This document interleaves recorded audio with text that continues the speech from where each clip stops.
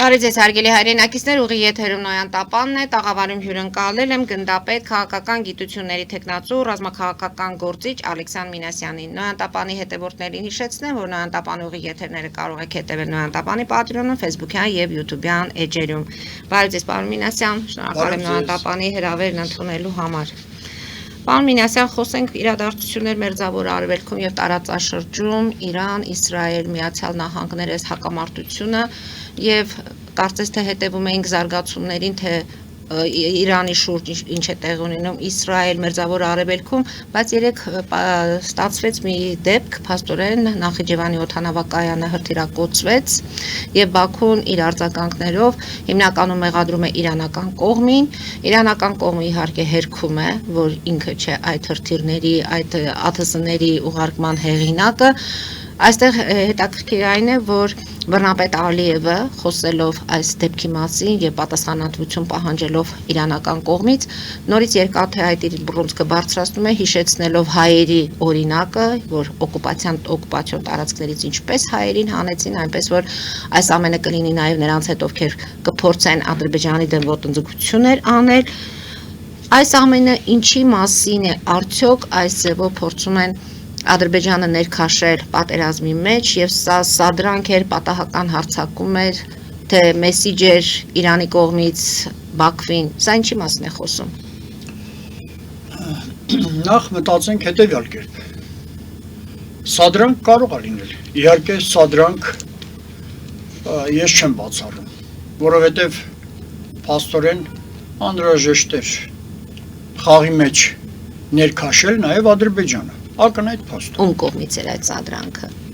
Դա Իսրայել, ամերիկյան կողմից կարող էր լինել։ Հիմնականում իհարկե խաղը ընթանում է Իսրայելի դաշտում եւ հնարավոր է, որ հենց իրենք էլ անում են, որտեղ իրենց իրականում ցամաքային զորքերի գործողություններ սկսելու համար անհրաժեշտ էր մի երկիր, որը ավելի նոր էր պատերազմը հաղթել, ինչպես դուք արդեն ասեցիք, որ Ալիևը ասում է, որ հիշեցնում է Հայաստանի հետ կապված դեպքերը, բնական է, որ իրենք նույնպես մտածում են դրա մասին եւ հետո չմոռանանք, որ ամեն դեպքում Ադրբեջանը մոտավորապես արդեն 10 միլիոնանոց ժողովուրդ է եւ ունի բավականին զորք, դե ասենք փորձել ինչ-որ չափով ձեռք բերել, չնայած այդ փորձը զրոյական փորձ է Պարսկաստանի դեպքում, բայց եւ այնպես հնարավոր էր սադրանք, բայց հնարավոր էր եւ կոնկրետ հարված, որովհետեւ օդանավակայանից պատրաստվում էին թռչել ինքնաթիռներ, որոնք կարող էին վնասել իհարկե Պարսկաստանին։ Դրանք փաստեր են, որ կարող ենք ընդունել։ Եվ դրա համար եմ ասում, կարելի է մտածել եւ այսպես եւ այնպես, բայց քանի որ մենք այդ տվյալները չունենք, մենք նախապես ասենք ինչպիսին է իրավիճակը սադրանքային, թե ուղղակի վախեցնող Պարսկաստանի կողմից, դա ոչ ոք չի կարող դեռ ասել։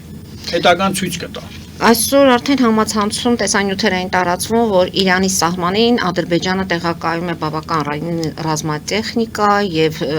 բեռնատարների այդ փոխադրումն է արդեն այդ տարածքից ինքը հանում, այսինքն կարող ենք ասել, որ Ադրբեջանը պատրաստվում է պատերազմի, նրան հրահրեցին, որ պատրաստվի, թե արդեն նա պատրաստ էր։ Չէ, նա պատրաստ չէր, բայց այն որ նա հնարավորություն ունի, որտեվ գիտեք մի հատ խոսք կա, ասում են մինչև զինվորի ոտքը չի դրվում հողին, այդ հողը դեռ իրենը չէ։ Դա իհարկե հին խոսք է, ասում են Սուվորովն է ասել, բայց դա Սուվորովինը չի, դա հին շատ վաղուց եկող խոսքեր են դրանք, որ զինվորի ոտքն է որոշում այդ հողը ումն է պատկանում։ Եվ այստեղ իհարկե շատ մեծ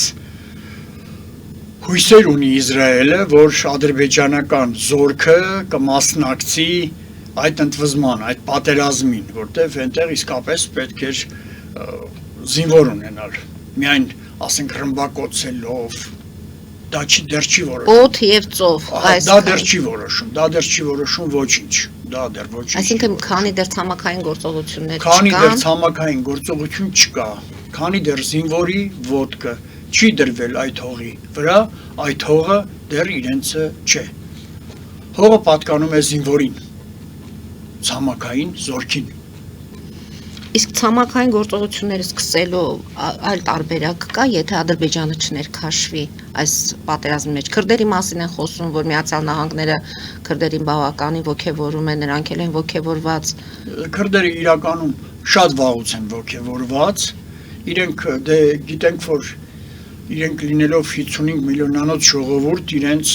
տարածաշրջանը չունեն, իրենց պետությունը չունեն, իրենց տեղը, իրենց հանգրվան արևի տակ չունեն աշխարհում։ Սա շատ կարևորագույն խնդիր է եւ պիտի ասեմ, որ իրենք անգամ Արևմտյան Հայաստանի կորստի ժամանակ իրենք այդ մտադրությունը ունեին, իրենք միշտ են ուզեցել ունենալ հողակտոր, որտեղ ստեղծեն իրենց պետությունը։ Բայց դա ինչքանով կստացվի,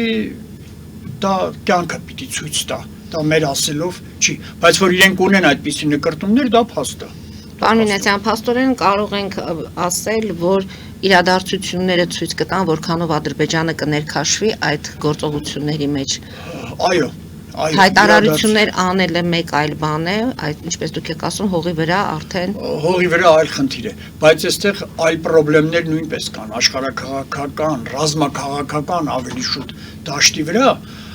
Ադրբեջանը ունի շատ խոցելի տեղեր։ Նայեք, եթե պարզ նայենք Մենգեչաուրը, ինքը Մենգեչաուրը արդեն Ադրբեջանի համար վտանգ է ներկայացնում, որովհետև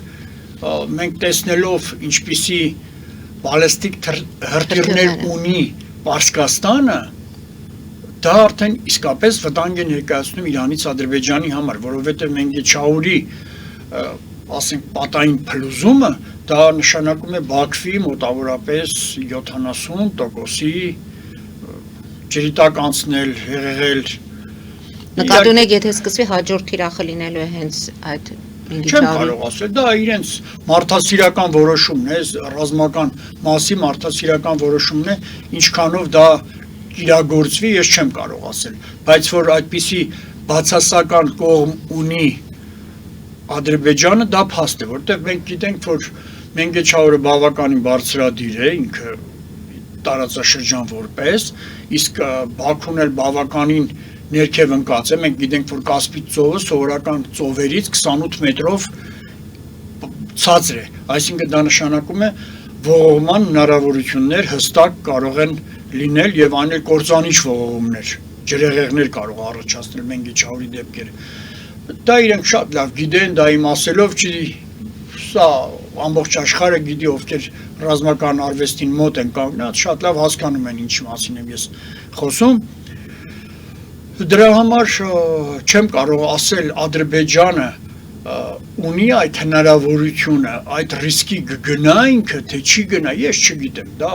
դա իրենց թողնենք, թող իրենք որոշեն, իրանց ռազմարվեստի մասնագետները,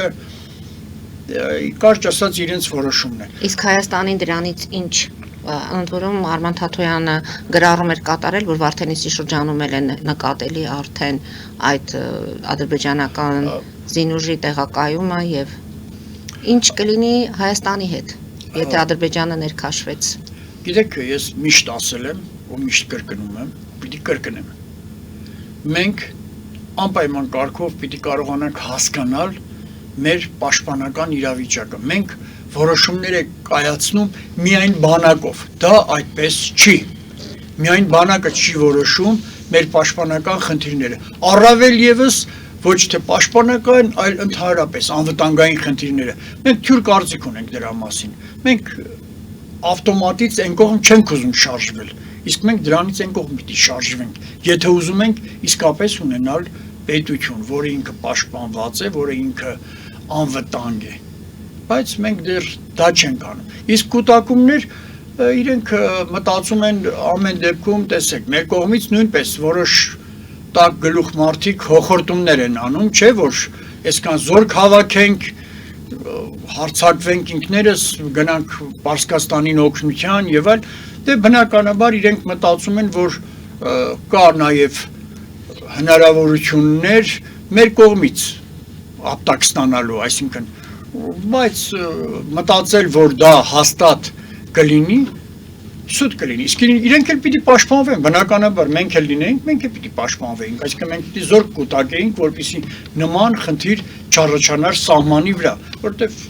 Բայց մենք զորք չենք կուտակում եւ վարչապետը վստահեցնում է, որ այս հակամարտությունը մեզ չի հասնելու, որտեղ դրսում պայթյուններ են Հայաստանում, տեսեք ինչպիսի հանգիստ խաղաղ վիճակ է։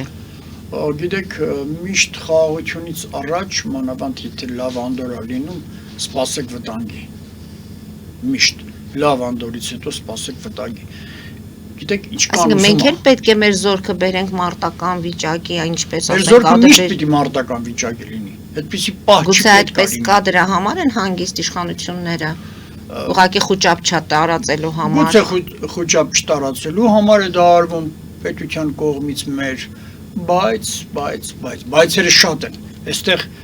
իսկապես վիճելի հարցերը շատ են։ Ես չգիտեմ, այսօրվա բանակի հնարավորություններ, ես բանակից արդեն դուրս եմ եւ չեմ կարող ասել ինչ հնարավորություններ ունենք մենք։ Իսկ Միացյալ Նահանգների հետ մեր համատեղ այս համագործակցությունը, մեր այս վերջին իրադարձությունները, նախաստորագրված, չգիտեմ, որոշակի պայմանավորվածությունները, սա չի նշանակում, որ Գիտեք, նախաստորագրված պայմանագրերը դեռ առ-ոչինչ են, որովհետև մենք չմոռանանք, որ Հայաստանը դեռ SNG-ի կազմում է եւ ՀԱՊԿ-ի կազմում է հայրենա։ ՀԱՊԿ-ի կազմում է եւ ասել, որ ՀԱՊԿ-ը ինչպես կնայի այդ հարցի վրա, ես գիտեմ, որ 10 մետր են կողմ, հիմա այդ նույն ճանապարհը, որ ուզում են այդ տրամպյան ճանապարհը ստեղծել, կանգնած են ռուսական զորքեր։ Հիմա ասել, որ ինչքանով թույլ կտան, ինչքանով կուզենա թուլանալ Ռուսաստանը այս տարածաշրջանում, դա թողնենք իրենց, բայց մի բան ակնհայտ է, որ Ռուսաստանը եւ Միացյալ Նահանգները նույնպես բավականին լավ պայմանավորվում են։ Նրանք մեզ չեն ասել իրենց նույնիսկ այս խաղի մեջ, այս խաղի մեջ նույնպես։ Իսկ ինչ կասեք Թուրքիայի մասին, որը հայտարարել է, որ իր աջակցություն է հայտնում Ալիևին, եւ եթե Թուրքիան մտնի խաղի մեջ, ապա այդ դեպքում ինչ կլինի։ Դե ամեն դեպքում պատերազմը պիտի մեծանա, եթե շարունակվի, բայց ես օրինակ այն կարծիքին եմ, որ պատերազմը շատ երկար չի տևելու։ Եվ ով պետք է գնա զիջումների։ Հիմա տեսեք, եթե զիջումների գնաց, ասենք թե Միացյալ Նահանգները, դա իր համար կհամարվի ինչ որտեղ Թրամփի համար դա կդառնա արդեն պարտության պես բան է ստացվում։ Չնայած հարձակվող առաջինը ինքն է եղել եւ ոչ թե ասենք Պարսկաստանը, բայց այդ խաղը կարող է շուռ գալ իհարկե Իսրայելի վրա։ Չնայած օրինակ անձամբ իմ կողմնորոշումը այնպիսին է, որ Իսրայելին ես համարում եմ 51-րդ շտատը Միացյալ Նահանգների։ Ես այդպես եմ նահանգա։ Ես կարծում եմ նահանգի դերակատարություն կարող է կատարել եւ այդպես էլ տեսնում եմ, որտեղ ինչ կատարվում է Իսրայելում, ինչպիսի քայլեր է անում Իսրայելը, դա չեմ կարծում առանց Միացյալ Նահանգների ուղղորդմանը կատարվում։ Դե տեսեք նույնիսկ պատերազմը, այսինքն այս ռազմական գործողությունները սկսելու հետ կապված են, չէ՞, մեկը մյուսին հակադարձում է, թե ով է սկսել, ում հորդորով է սկսվել այս ամենը։ Հա, ես դրա համար ասում եմ, ես միացյալ եմ իրենց տեսնում եւ այստեղ տեսեք մեր սխալն էլ կար, մեր սխալը լրջագույնս կար, որ մենք ուզեցանք նույնպես շտատի կարգավիճակ վերցնել եւ դրա համար մեր քթին հասավ սա։ Մեր քթին հասցրեցին, որ եւ Թուրքիան եւ Իսրայելը դա էր պատճառը, որ Իսրայելը 69%-ով զենք զինամթերքի ԱԹՍ-ների հիմնական մասը Իսրայելի եւ Թուրքիայի զինատեսակներն էին, որոնք օգտագործում էին ադրբեջանցիք մեր դեմ, Հայաստանի դեմ փաստորեն, հայ մարդու դեմ։ Այդպես որ միանշանակ չի, որ իրենք ինքնուրույն են աշխատում։ Ես միշտ մտածել եմ, որ իրենք միացյալ են եւ իհարկե տեսեք, այստեղ շատ հետաքրքիր խաղ կարող է շարունակություն ունենալ, շատ հետաքրքիր ռազմաքաղաքական շարունակություն։ Ամեն դեպքում, եթե Պարսկաստանը գնա, ասենք, զիջումների, որից հետո գալու է Թուրքիայի հերթը, ես ձեզ ասեմ։ Այսինքն նույն Միացյալ Նահանգները եւ Իսրայելը Հա, Թուրքիայի հերթն է գալու։ Թուրքիայի հերթն է գալու, որովհետև իրենք նաև թաքնված ականներ ունեն Թուրքիայում։ Թաքնված ականներից մեկը դա ազգերի փոքրամասնություններն են։ Եվ պատահական չի, որ Էրդողանը արգելեց ԴՆԹ-ի ստուգումը, որովհետև այնտեղ բավականին հայեր, բուլղարներ, հույներ, ասորիներ, այդ պատահական չի։ Այնտեղ Թուրքիան իմիջիայլոց չկարծենք, թե շատ լավ վիճակում է, այնտեղ պայթյունավտանգ իրավիճակ ստեղծելու համար գերտերություններին դա օրերի խնդիրներ։ Բայց Թրամփը կարծես թե Իրանում չկարողացավ այդ ներքին հակասությունները։ Իրանում չկարողացավ, բայց Թուրքիայի հետ կապված այլ է։ Եվ Իրանը հայտարարում է, որ նրա պլան A-ն ձախողվել է, նույնը կձախողվի նաև պլան B-ն, այսինքն իրենք վստահ են։ Իրենք ամեն դեպքում տրադիցիոն ժողովուրդ են, արեք չմոռանանք։ Նույնիսկ ցամաքային գործողությունների համար Աղալեչին հայտարարում է, որ մենք շատեր սպասում ենք, թող փորձեն մոտենալ, մենք բոլորին այնպիսի վիճակում։ Իրանը ամեն դեպքում փոքր պետություն չի, 91 միլիոնանոց ժողովուրդ է եւ չմոռանանք, որ Իրանը համարվում է աշխարհի ամենաերիտասարդ պետությունը, այսինքն երիտասարդության ներքևի շեմը ահագին բարձր է, այսինքն մինչև 40 տարեկանները այնտեղ ամենաբարձրն է աշխարհի Իրանը։ Սա խաղողանակ չի, այսինքն կռվի պատրաստ ժողովուրդը դա ուրիշ բան է, զինվորի զենք կրողի։ Դրա համար ակնհայտ փաստ է, որ պետք է զգուշանալ ցամաքային բախումից Իրանի հետ։ Մանավանդ իրենք ունեն ռազմական դաստիարակություն, ոչ թե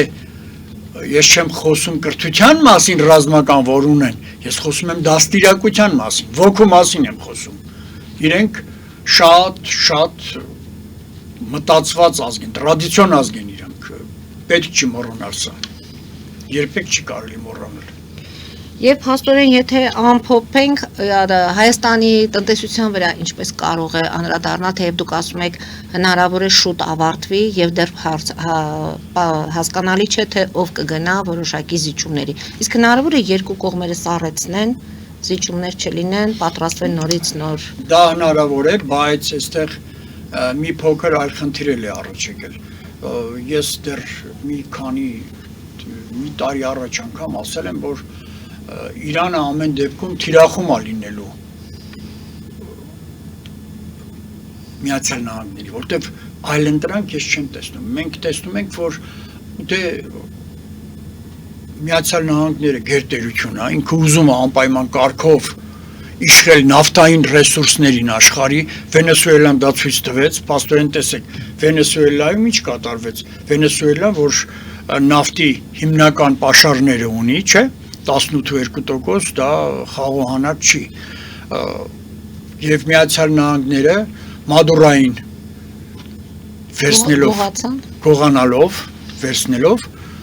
դրեց իր փոխնախագահ տիկնոջը, որը արդեն պայմանագրեր ունի ցանկացած ամերիկյան լուրջ նավթամշակման չասենք օֆիս չանվանենք, բայց այդ խաղացողների հիմնական նավթը իրենց ձեռքը վերցնողների վրա եւ դա պատահական չի, այսինքն հիմա Միացյալ Նահանգները Տրամպը մանավանդ ինքը չի ուզենա զիջել, որովհետեւ նավթը բավականին շատ էր, ինչպես Վենեսուելայում, այնպես էլ փաստորեն Պարսկաստանում։ Պարսկաստանը նույնպես 11.8% նավթի պաշարները աշխարհի իր մոտ է։ Սա պատահական թիվ չի 11.8%։ Իհարկե Վենեսուելային չի հասնի 18.2, բայց բավականին շատ է։ Եվ չի ուզենա փող զիջել, բայց այն որ ինքը որպես գերտերություն, այսինքն մենք էլ լինենք, մենք էլ այդպես կմտածեինք, ես չեմ ասում, չէի մտածի այդպես, բայց դե հիմա Պարոն Մինասյան, երկար են այս ամենին պատրաստվել երկու կողմերը։ Երկու կողմերը նկատի ունեն Իրանը եւ Միացյալ Նահանգները, ամեն դեպքում պատրաստվածությունը սա երկար ժամանակ է։ Կարծում եմ այո, Կարծում եմ այո։ Որտեղ Իրանի հնարավորությունները տեսնում ենք եւ այդ հրթիռների հետ կապված եւ ապաստարանների հետ կապված Կարծում եմ այո շատ երկար է, որովհետեւ սրան սպասում էին։ Քաղաքի տակ մի խոսքով այս ամենը սպասվում էր, դա սպասվում էր։ Իրենք գիտեին, որ ասենք ունենալով նավթահարստությունը, ոնց որ ասենք փողոցում քայլողը իր գցում է մեծ հարստությամբ, ասենք վզնոց, բաց չի որ բոլորի աչքին դա երևացող է։ Այնպես որ սպասել որ Միացյալ Նահանգների հետ կկանգնի կամ Պարսկաստանը երկու կողմն էլ այնտեղ կա ցանկությունը մեծ, այս կողմից էլ կա այդ բանը դաստիարակությունը ուժեղ լինելու է միջևեր պայքարելու զոհվելու է դաստիարակությունը մենք անգամ պատմությունից ենք Պարսկաստանի հետ պատմությունը դարեի ժամանակահատվածից ենք չէ՞ մենք տեսնում Ալեքսանդրի հետ որ ստեղծվեց իրավիճակներ Այսինքն Թրամփի այդ 4-ից 5 շաբաթ ժամանակահատվածը կարող է խախտվել կամ ավելի շուտ կամ հակառակ ավելի երկարել ժամանակահատվածը հստակ ասված է մոտավորապես այդպես է լինելու է բայց դա մեծ ժամանակահատված չի պատերազմական իրադրության համար եւ կարող է հետ կանգնել Միացյալ Նահանգները կարող է հետ կանգնել որտեվ ես ուսումնասիրելով պարսիկ մարդուն այսինքն պարսիկ կրվողին այսպես ասենք նրանք հետ կանգնողը չեմ հավատում ուղղակի չեմ հավատում որտեվ դարեդար եկող ամենահնագույն ժողովուրդներից մեկը աշխարհի ոնց կարող է ասենք դաստիարակությունը թույլ տա հետ կանգնել Դուր գանք Կարճատև գովազդային դադարի, պարոն Մինասյան, որից հետո կշարունակենք եւ խոսենք, թե ներքաղաքական կյանքում Իրանի ինչ է տեղի ունենում եւ նաեւ անդրադառնանք նրան, որ Թրամփը հայտարարում է, որ ինքը անպայման պետք է իմանա, թե ով է վերընտրվելու, ով իր դուրը կգա, նրանք ովքեր նորից կդառնան առաջնորդներ նույն ճակատագրին կարժանանան, խոսենք դրա մասին։ Հարգելի հայրենակիցներ, այժմ Կարճատև գովազդային դադար մեր եթերում, որից հետո կվերադառնանք տաղավար եւ կշարունակենք։ Հետևեք խնդրեմ։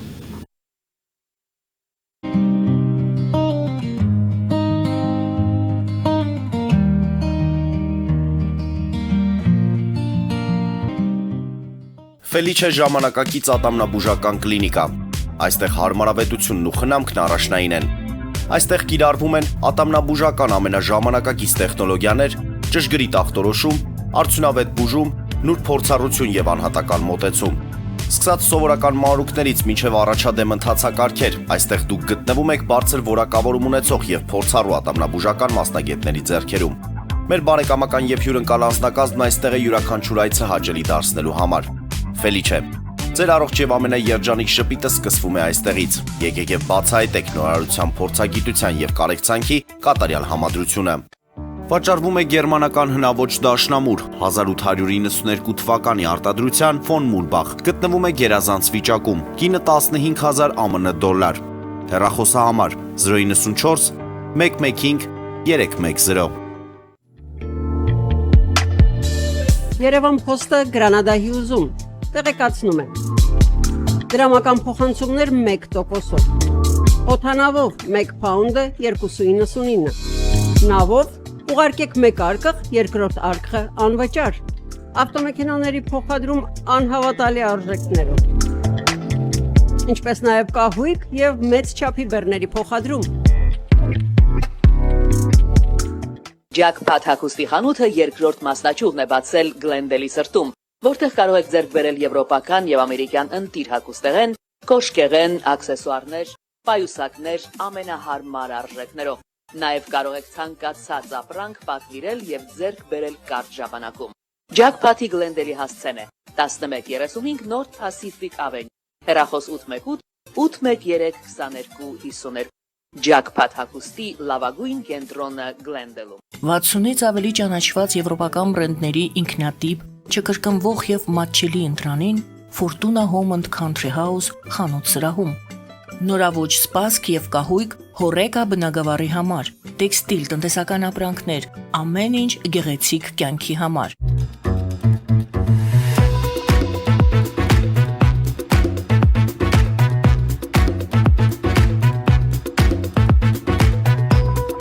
Արա Արարատ ռեստորան, ընտանեկան եւ ընկերական ժամանցի լավագույն հասցե, սիրված արտիստներ, հյուրընկալ մթնոլորտ, հարուստ ճաշացան, անմահական խորտիկներ, Արարատ ռեստորան, հասցեն ամփոփող, սիրով սպասում ենք ձեզ։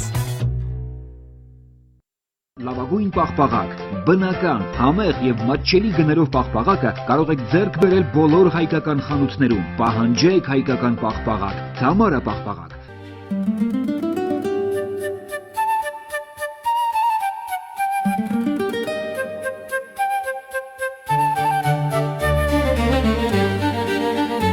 Նոյան տապան տպարան, Նոյան տապան հրատարակչություն, շարվածքից մինչև տպագրում, զանգահարեք, գրեք, այցելեք, միասին պատրաստենք ձեր գիրքը, ամսագիրը կամ թերթը, որտեղ նշվելու է, տպագրված է Նոյան տապանում։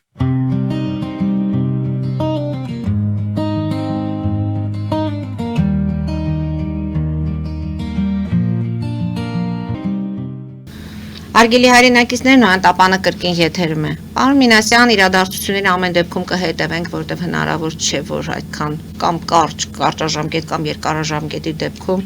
մեզ վրա էլ չանդրադառնա մեր տնտեսության, մենք Իրանի շուկայում որոշակի դիրքեր ունենք, այդ դիրքերը չգիտենք ինչպես կլինի։ Ընդ որում ասեմ, երեք շուկայում արդեն առևտրականները խոսում են, որ լոլիկի եւ վարունգի գները բավականին թանկացել են, այսպես էին բացահայտում, որտեղ Իրանում իրավիճակը բարդ է։ Չգիտեմ որքանով է ճիշտ, ամեն դեպքում թանկացումները կապում էին դրա հետ։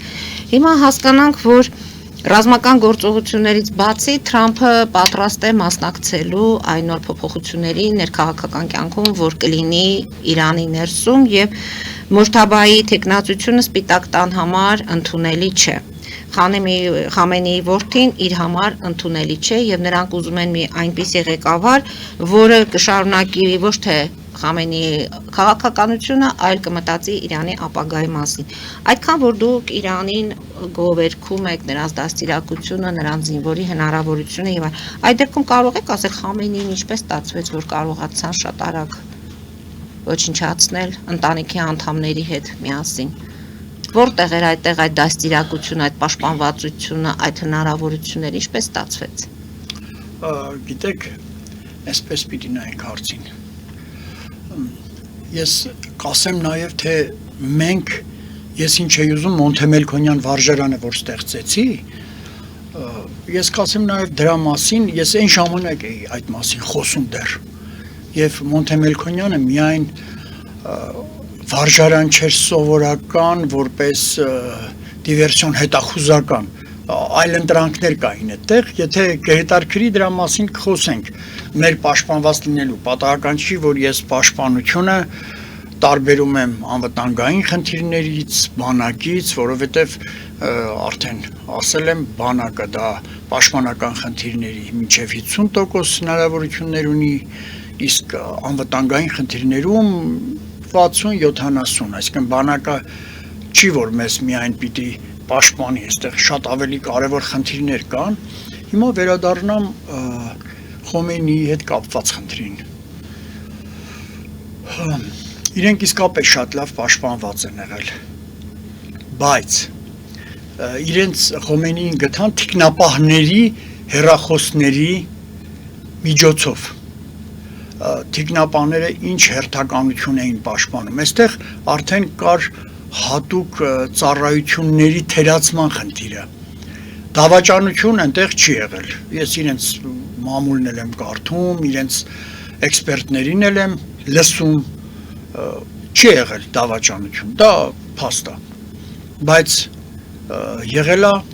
թիկնապահների հերթապահության ժամանակահատվածի փոփոխության եւ հեռախոսները չփոխելու խնդիր։ Չնայած այստեղ հեռախոսների փոխելը նույնպես չէր կարողանալու հնարավորություն տալ, որովհետև հիմա ձայնային մոտեցումներ կան, օսցիլոգրաֆով որոշում են, անգամ դուք կարող այլ հեռախոսով խոսեք, բայց իմանա, որ դա դուք եք խոսում, այսինքն ձայնային տատանումների այդ որսալը եւ համեմատական օսցիլոգրաֆների միանգամից տալիս է, անգամ ձայնը կարող է խզեք, բայց այդ տատանումները, շեմերը բարձր ցածր, տատանումները դրանք տարբերակելու են, բայց այստեղ կար այլ խնդիր։ Իրենք ունեին հնարավորություններ, տեխնիկական ձևեր կա, որ իրենք կարող են խուսափել դրանից։ Եվ այստեղ հատուկ ծառայությունները պիտի զբաղվեին թիկնապահների հեռախոսային զրույցներին, ինչքանով թույլ տան, ինչքանով թույլ չտան, ինչքանով պիտի լիներ։ Մոնթեի դպրոցը մենք որ ստեղծում էինք, հիմնական ես այն ժամանակ Վազգեն Սարգսյանի հետ երեք ծնունդն են, որոնց Պարապետի 67 տարեկան կլիներ։ Ես առաջարկ էի արել, ասում էի, որ Մոնթեն պետք է լինի ոչ միայն հետախուզական, դիվերսիոն, նպատակային խնդիր ունենա, այլ նաև օրինակի համար տեսեք, մեթոդոլոգիաներից մեկը հետևյալն էր։ Ունենք պատրաստված տղաներ, ճիշտ է, դրանք կարող են այլ երկիր գնալու պարագայում կազմակերպել մեր սփյուռքի այդ աշխատանքը, որտեղի մեր հայրենակիցները դառնան, ասենք, թիկնապահներ։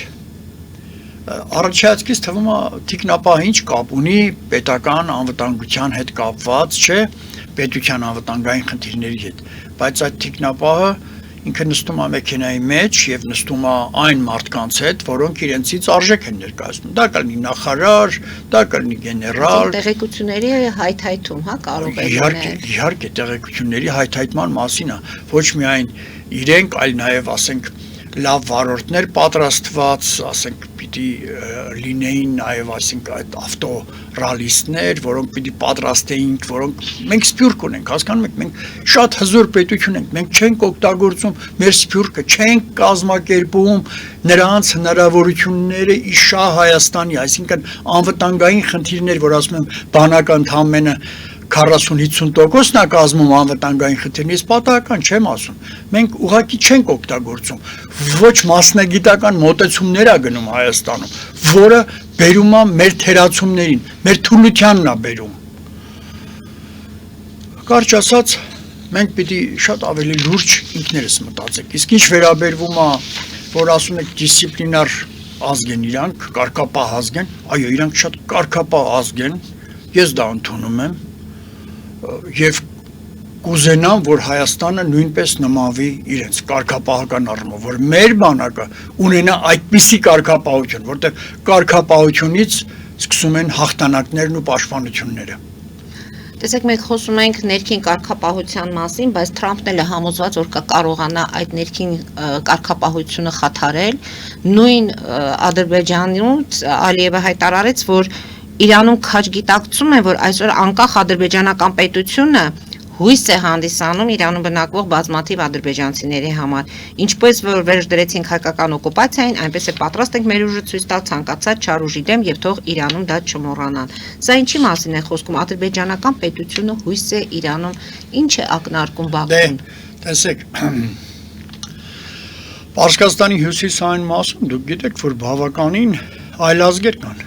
որոնց թվում եւ նաեւ ազերին էր։ Բայց չմոռանանք, որ Իրանը շատ լուրջ զբաղվում է դրանցով։ Ես դա գիտեմ իմ ծանոթներից, ընկերներից, թե ինչ են իրենք խոսում դրա մասին։ Այնտեղ արդեն իրենք լիարժեքորեն իսլամացած են։ Այսինքն մուսուլմանական մասը, իսլամական ավելի բարձր շեյդների խնդիրն է, էլի գալիս։ Այնտեղ շատ ավելի բարձր է այդ խնդիրը դրված, թե ով ես դու որպես հոգևոր մարդ։ Միանշանակ մենք թյուր ենք մտածում ու նույն թյուր ձևով էլ մտածում է նաև Միացյալ Նահանգները։ Դա Միացյալ Նահանգներին ստացվեց Վենեսուելայում այդ փոփոխությունը կատարել եւ դրեց մարդ, որ օգնեց իրեն, ասենք, այդ նավթային ռեսուրսների հայթայթման համար, բայց Պարսկաստանը այլ երկիր է։ Պարսկաստանի դաստիարակության ոլորտը այլ ձևով է գնում։ Թրամփը ընդունում է, ասում է, որ Իրանի ռազմական ներուժը գործնականում ոչնչացված է, նրանց ունեցածը միայն քաջությունն է։ Ինքն էլ է դա ընդունում։ Այդ դեպքում ինչպես է պատկերացնում։ Տեսեք, միայն քաջությունը չի։ Այնտեղ իրենք շատ լավ հասկանում են, ում պիտի բերեն իշխանության, Թրամփը ուզում է բերի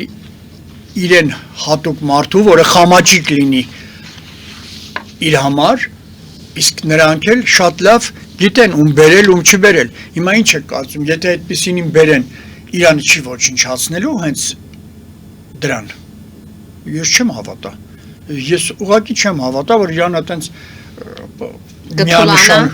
կթուլանա եւ կթուլանա, կթողնի, որ ասենք իրենց դրված խամաճիկ մարդը, որը պիտի ծառայի, ասենք Տրամփին, չեմ կարծում, չեմ հավատում։ Կարող ենք ասել, որ այդ հույսը պետք է Միացյալ Նահանգները չունենա, որ ներքին դա իրենց խնդիրն է, չէ, ես այդպեսի բան չասացի, որ չունենան այդպեսի հույս։ Իրենք աշխատում են, բայց չմոռանաք դիմացինն էլ աշխատում, որքանով իսկապես կհաջողվի իրենց, դա մեծագույն հարց է, շատ մեծագույն հարց է, ոնց կարող ենք վստահ ասել, որ այդպես կլինի։ Մանավանդ, տեսեք, դուք ինքներդ եք ասում, որ դե նաև դուք չէ, Տրամփը ասում է, որ իրենք շատ քաջությունն է, այո։ Տեսակ է իրենց, իսկապես քաջարի է։ Դա անհերքելի փաստ է, ասեցի, Ալեքսանդր Մակեդոնացու ժամանակվանից Դարեհի այդ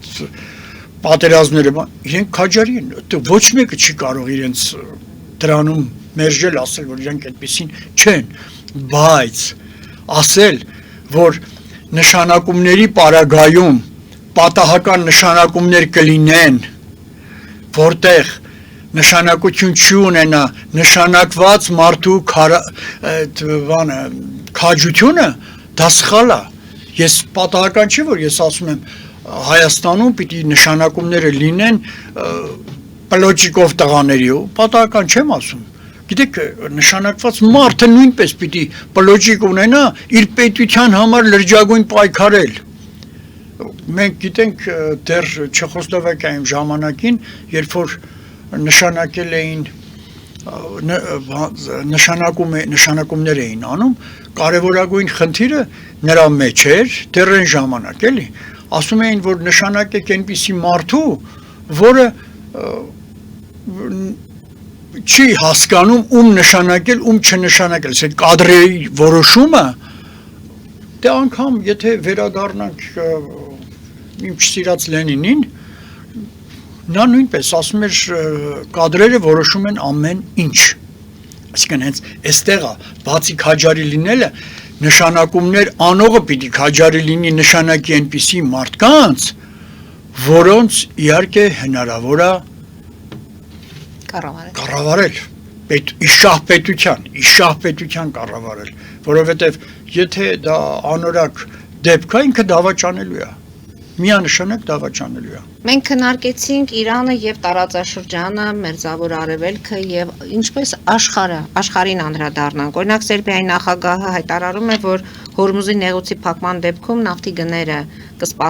կսպանեն բոլորին եւ Եվրոպան կհայտնվի դժոխքում։ Եվրոպան արեք ճիշտ է ասենք, հիմա չափազանցված գնահատական է սա։ Իհարկե չափազանցված է։ Եվրոպան դժոխքում չի հայտնվի, նախ եվրոպացիները խելոք են, իրենք արդեն ճանապարհներ գտել են իրենց նավթային պաշարները լրացնելու, այստեղ տեսեք, հիմնական խնդիրը, դե հիմա պահը ուղղակի պարսկա ամերիկյան, իզրայելական խնդիրն է, հարվածը Չինաստան, Ռուսաստան, ում գնաց հարվածը, հարվածը Չինաստանին գնաց, եթե լուրջ նայենք, հիմա Վենեսուելայի էլ, որ գրավեցին, հիմա բան արեցին, տեսեք ինչ է ասում, փաստորեն Միացյալ Նահանգները, ասում է ձեր նավթը լավը չի, ես ավելի հեղուկ նավթային միջոցների ավելացում կանեմ եւ դրանք կօգտագործեմ լավ վաճառք կազմակերպելու համար։ Նույն բանը մենք գիտենք, որ Պարսկաստանում է, պարսկական նավթը ավելի կոնցենտրիկ է, ձիգ նավթ է։ Հիմա ասել, որ այս հարվածը միանշանակ գնում է Պարսկաստանին, երևի դա էլ է սխալ, որովհետև ճանապարհները, որը անցնում էին Պարսկաստանով Չինաստանի համար առևտրային ճանապարհները կատարելու, դա նաև իրենց ազդեցությունը պիտի թողնեն, տնտեսական ոլորտի վրա պիտի ազդեցություն թողնեն։ Հիմա ասել, որ դա միայն ասենք իմ ենթադրությամբ օրինակ, որ նավթային ռեսուրսները ունենա Միացյալ Նահանգները որպես հզոր պետություն, միայն դա չի։ Մենք գիտենք, որ արդեն հնայով Չինաստանը անցնում է Միացյալ Նահանգներին։ Հիմա արդեն խնդիրը առաջ գալիս է, ոնց անի վերականգնի այդ բալանսը։ Հետևաբար, իսկ ինչ վերաբերվում է Եվրոպային, Եվրոպան բավականին լավ կարողանում է պարսկական, ասում եմ պարսկական, ադրբեջանական նավթի օգտագործումը, որը գալիս է Ռուսաստանից, օգտագործել։ Շատ լավ է իրենք այդ ճանապարհները գիտեն, այստեղ հարցը մենակ այդ հեղուկ գազի մասին չի, անգամ մեթանի մասին է, այսինքն օդ վիճակում գտնվող, գազային վիճակում գտնվող գազի մասին է։ Այնպես որ ասել, որ Սերբիայի ղեկավարն ասում է քչոքի, չէ, հա, կազդի։ Գները հնարավոր է, որ մի փոքր ավելանա, բայց դա չի նշանակում, որ իսպար չոքացնի Եվրոպան։ Չհամաձայն չեմ այդ մտքի հետ։ Պարոն Մինասյան, եւ վերջին հարցն է։ Նախընտրական Հայաստան, մենք ամեն դեպքում Իրանի շուրջ այդ իրադարձություններին կհետևենք, նախընտրական Հայաստան, այսպես ասենք, եւ Իրանի շուրջ ձևավորվող իրադարձություններ։ Ընդդիմությունը մեղադրում է իշխող ուժին, որ այս իրավիճակում օրինակի համար Նիկոլ Փաշինյանը գնում է Վրաստան, այնտեղ հարվածային գործիքներ է նվագում, մարզերում է այստեղ Հայաստանում պտտվում, այսպես ասած պերաշկի են ուտում, շատ հանգիստ վիճակ է։ Վարչապետը հակադարձում է, որ այո, ինքը հանգիստ է, քանի որ ինստիտուտները աշխատում են։ Որքանով է կարող ենք ասել, որ այս իրավիճակում իրոք մենք պետք է հանգիստ լինենք եւ հույսներս դնենք պետական ինստիտուտների վրա, որոնք աշխատում են։ Ինչ պետք է լիներ մեզ հետ, որ չարվեց, խոճապ չկա։ Մեզ անդադ հանգստացում են, բայց մենք ունենք հայրենակիցներ, որոնք մերձավոր արևելքի երկրներում են, նրանց վերադառնալ դարձել է խնդիր, որտեղ օդային տարածքներում կա փակված տարբերակներ, մի խոսքով կամ գներն են թանկացրել, նույնիսկ այդ Ես կարծում եմ մեր ցավը շատ երկար ժամանակից գալիս է այնտեղ բարփակված, որ մենք երբեք չենք մտածում լիարժեքորեն։ Այսինքն իրավիճակի ճիշտ գնահատականը չենք տալիս։ Այո, մենք ասում եմ, մեր համար եթե մի շաբաթ խաղաղ է, մենք կարծում ենք, որ դա պիտի շարունակի։ Արցախում էլ էր խաղաղ, հետո ինչ եղավ։ Ընդ որում, երբ որ Ալիևը հայտարարում էր, որ ահաբեկչական գործողությունների պետք է անցնեն Իրանի այդ Նախիջևանի հետ կապված, կարծես թե այդ մենք հիշեցինք, որ ահաբեկչական այդ գործողություններով սկսվեց հենց Արցախի շուրջ։ Այո, հենց Արցախի շուրջ սկսվեց։ Մեր խնդրեմը եղավ այն, որ մենք ոչ մի թիկունքային գործողություն չկարողացանք անել, եթե կհիշեք, ինձ հիշեցրեք 20 թվականի պատերազմին, թիկունքում մի հացի մեքենա ընկելա ձորը, մի բան եղել է մեր կողմից, կամ կամուրջ է փլվել, կամ ռազմական մեքենայա շուռ եկել ինչ-որ, չի եղել, այսինքն մենք չենք աշխատել, մենք հիմա էլ չենք աշխատում, ես համոզված գիտեմ, որ չենք աշխատում, մենք պիտի աշխատենք ավելի քրտնաջան, եթե աշխատում ենք անգամ բավարար չի, մենք ավելի քրտնաջան պիտի աշխատենք և պիտի աշխատենք մտքով, ուղղակի ավտոմատ բռնելով, ավտոմատավորների շատացնելով, դա դեռ հարցի լուծում չի, հարցը շատ ավելի մտավոր է, շատ ավելի դաստիարակության վերաբերվող, բռունցք դառնալուն վերաբերվող է, քան թե ասել, որ մենք Հնդկաստանից սա ենք ստանում, չգիտեմ Ֆրանսիայից այս զենքի տեսակ աշխատանքները եւ որ ցույց տվեց Սուրեն Պապիկյանը, արդյոք դա ձեզ չի գոհացնում որոշակի ձևով։ Ինձ ընդհանրապես չի գոհացնում։ Այ որ ցույց են տալիս, թե այն որ արել են։ Չէ, անոր ցույց են տալիս, թող ցույց տան, դա ոգևորող է, բայց որ քիչ է, դա ակնհայտ փաստ է։ Հետո ես արդեն պարզ ասել եմ իմ միտքը, որ հայկական անվտանգությունը կախված է նրանից, թե մենք ինչպես կարող ենք թշնամու թիկունքում գործողություններ անել։ Մեր փոքր երկիրը իրավունք չունի։ Մեր վրա իրենք հարձակվեցին, մենք իրանց թիկունքում պիտի արդեն գործողություններ անենք։ Այդ սարքած ամրաշինական կառույցները շատ լավ է։ Թող անեն, թող ավելի շատ անեն։ Ես համաձայն եմ, ոչ թե անեն, ասենք 5-6%-ով մի երկու տեղ, 10 տեղ, թող շատ արվի, բայց դա հիմք չի հանդիսանում մեր պաշտպանության։ Դրանք թյուր կարծիքներ են։ Գիտեք, հացթուխի գործը տվեք հացթուխին։ Պապիկյանը թող ինքը ասի իր ասածը, բայց հացթուխի գործը հացթուխինն է։ Վերջապես պիտի որոշումներ կայացվի մասնագետի կողմից։ Առաջարկները պիտի լինի ավելի ներքևից, բայց որոշումը պիտի կատարվի վերևից, ինչա կատարվում։ Եթե դա չկա, դրանք թյուր խոսակցություններ են, դատարկ խոսակցություններ են։ Ես գոհ չեմ այս իրավիճակից։ Եվ մեզանից ոչ ոք չի քաշվում, հետ չի կանգնում, մեզ խաղաքարտի տեղ են դրել։ Ես չեմ ուզում մենք խաղաքարտ լինենք։ Ես ուզում եմ մենք խաղացող լինենք։ Իսկ դա չի նշանակում, որ փոքր քանակությունը խաղացող չի կարող լինել։ Իսրայելի օրինակը մեզ արդեն փաստ է։ Մեզանից ավելի փոքր տարածք ունի 20000 քառակուսի կիլոմետր է իր օրինական տարածքը, մերը 29.7 Եվ անպատմություն ունի պետություն, որի ստեղծեց Ստալինը, այսպես ասած։ Գիտեք, իրենք ես ինչ եմ ասում մտածված։ Միևնույն է ժամանակները անընդհատ բերելու են դրան, որ լինելու են պատերազմներ։ Ու անկախ մեզանից, մենք փոքր պետություն ենք, չնայած ասել, որ մենք չենք կարող նպաստել դրա վրա, դա նույնպես սխալ է։ Ես արդեն պատահական այդ թիկնապաների դպրոց, վարորդներ, այնտեղ մեր սփյուռքը, որը շատ հզոր պոտենցիալ է մեր համար, մենք չենք օգտագործում։ Եվ բացի այդ, մենք ինչ որ չափով նեղացնում ենք նաև սփյուռքին, երբ որ ինչ որ միջադեպեր են կատարվում դրսում, մենք տեր չենք լինում, այն տիրությունը չենք անում, կարճ ասած, որը պիտի անենք։ Մենք պարտավոր ենք, նրանք մեր հայրենակիցներն են, ինչպես է Ամերիկայի Միացյալ Նահանգները ասում, եթե իմ քաղաքացին աշխարհի որ ծայրում ուզում է պրոբլեմ ունենա, ես նրա տերն եմ։ Դե ինքը հզոր է, ավելի լավ տիրություն կարող անի։ Մենք փոքր ենք, բայց մենք էլ մեր չափով անենք, թե չէ անընդհատ ասել, որ դե մենք ով ենք, մենք փոքր պետություն ենք, մենք ոնց կարող է մեր սփյուռքին օգնենք կամ բան, չէ, այդպես չի։ Այդպես չի, պետք է օգնել ու հզոր լինել։ Վերջին հաշվով մեր այդ ոգուց կախված լինում են մեր սահմանները։ Ու ամեն պետություն այդպես է։ Ինչպիսի ոգի ունի, այդպիսի էլ սահմաններ ունի։ Օրինակը Իրանը։ Հենց Իրանը վերցրեք օրինակը։ Աչքներից դիմաց է։ Տեսնում ենք ինչա կատարվում։ Տեսեք, իրենք ուզում են իրենց խամաճիկին նշանակել, նրանք չեն համաձայնվելու։ Ես համոզված եմ թույլ չեն էլ տալու այդպես լինի։ Իրենք իրանց պինդ բռունցքը պահելու են իրանց տեղում։ Հիմա գիտեք, պատահական չի, որ դաստիարակությունը, օրինակ իմ համար դաստիարակությունը ամենակարևորագույն տեղը ունի։ Ինչա կրթությունը։ Հա, որ կրթություն ունենք, ակադեմիկոսներ ունենք։ Հիմա ինչ են տալիս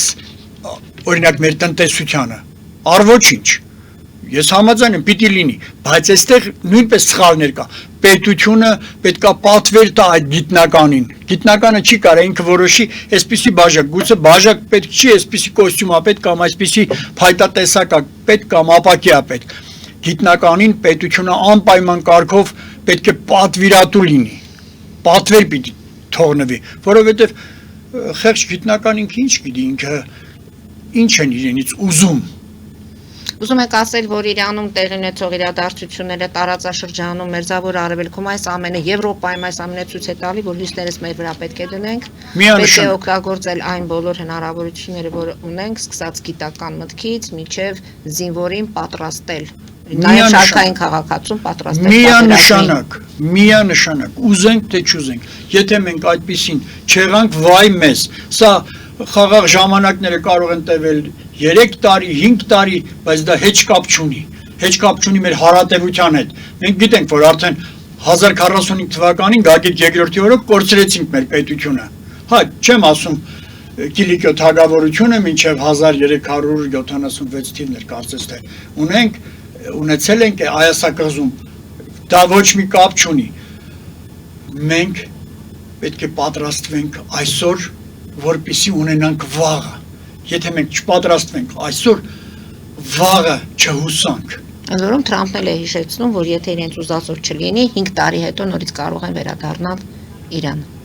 Իրանի շուրջ այս գործողություններին։ Միանշանակ։ Պարոն Մինասյան, մեր ժամանակը ավարտվեց։ Շնորհակալություն եմ հայտնում այսօրվա հաղորդման համար։ Հետևենք իրադարձություններին, զարգացումներին, հարկ լինելու դեպքում կհանդիպենք կրկին այս տաղավարում։ Հարգելի հայրենակիցներ, այսօր այսքանով ավարտում ենք, հետևեք զարգացումներին, մնացեք խաղաղությամբ։